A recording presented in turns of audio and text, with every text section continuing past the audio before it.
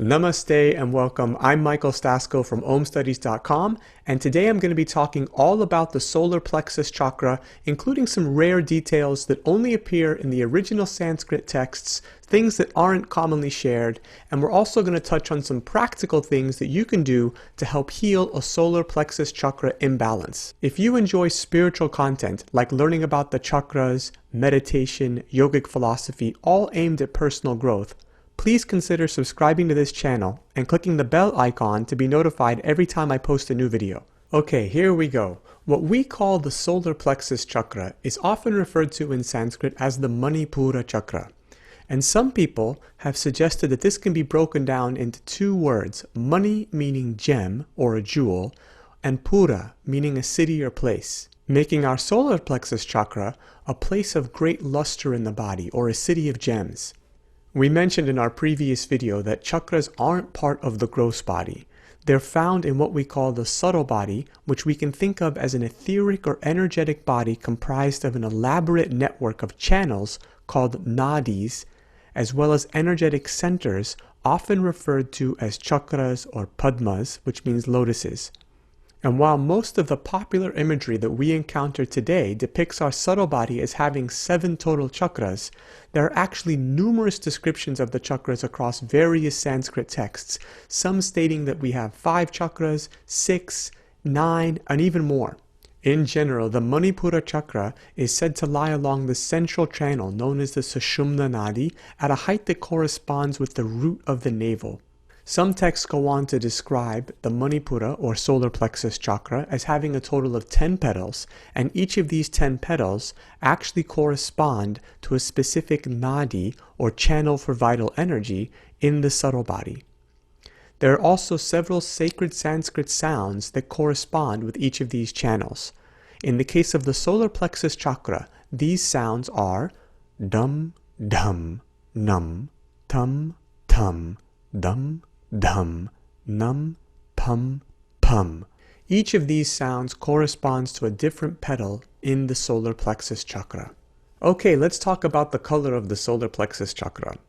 One text that's probably around 500 or 600 years old goes into quite a bit of detail about the solar plexus chakra and says that it can be thought of as the color Swarnavarnam, which means a golden hue in Sanskrit.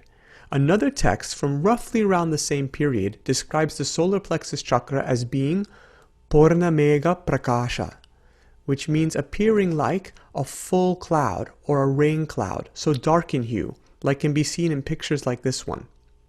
The takeaway here is that different lineages or texts have different practices that might associate different elements, colors, deities, or mantras with the chakras. There is not a single chakra system, there are many. Another popular notion is to associate the sound ram with the solar plexus chakra. And just like we did in previous videos, we'll make the same distinction here. The sound ram is actually the bija mantra or the sacred sound associated with the element of fire. And the element of fire might be associated with the solar plexus chakra, but not necessarily. Going back to our previous picture, we can include a downward facing red triangle within the solar plexus chakra. And within that triangle, the bija mantra or the sacred sound ram. This red triangle depicted here is symbolic of the element fire. So in summary, the sounds that correspond with the 10 petals of the Manipura chakra are dum, dum, num, tum, tum, dum, dum, num, pum, pum. And the bija mantra ram is associated with the element fire. I know I talked about this in previous videos with regard to the other chakras. Let's move on. Another thing that we mentioned was that each of the 5 elements is associated with one of the 5 senses. And in the case of the element of fire, this is associated with the sense of sight. And what this suggests is that the ceremonial lighting of candles, or more traditionally, ghee or oil lamps, helps to balance the fire element both within and without, internally and externally, meaning that whenever we light a lamp or make a devotional offering and we see those flames, that helps to balance the fire element inside of us and also in nature. And what they also teach is that when we look at these lit lamps, the flame in this candle, it has the ability to burn out any negative experiences or impressions that were made in our psyche from previous traumas. It's very healing.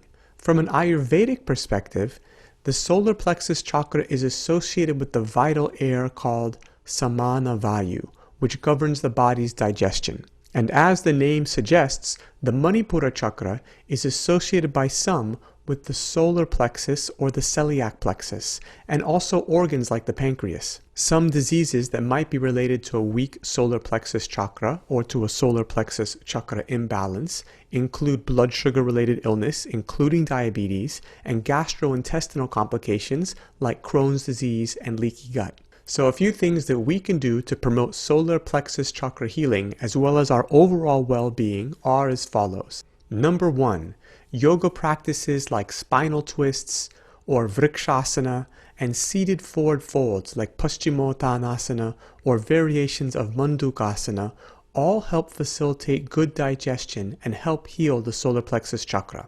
Another very powerful practice for activating the navel center comes from Kundalini Yoga as taught by Yogi Bhajan, and it's called stretch pose, which is done along with the breath of fire.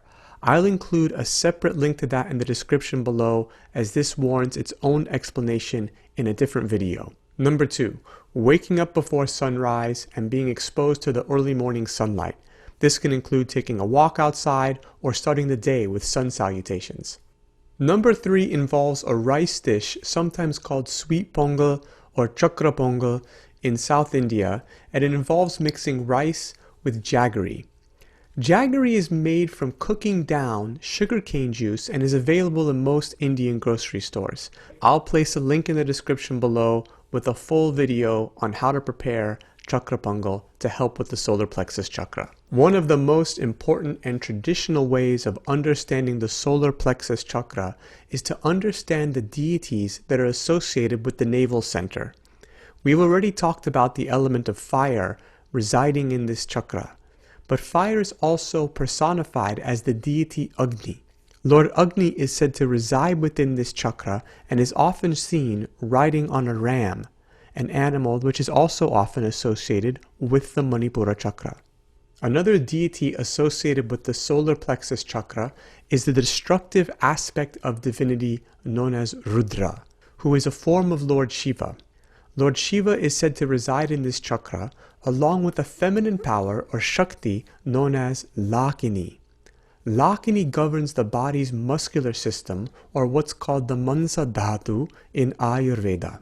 Meditating on the Manipura chakra is also said to produce a number of benefits, which include the ability to achieve our wishes, to sustain a long disease-free life, and to perceive subtle enlightened masters. If you're curious to learn more about the chakras and really explore this fascinating subject, I offer a 6-week masterclass all about the chakras. I've left a link to that in the description below. Don't forget to subscribe if you enjoyed this content, and if you have any suggestions for future videos, I'd love to hear them. My love and regards to you. Namaste.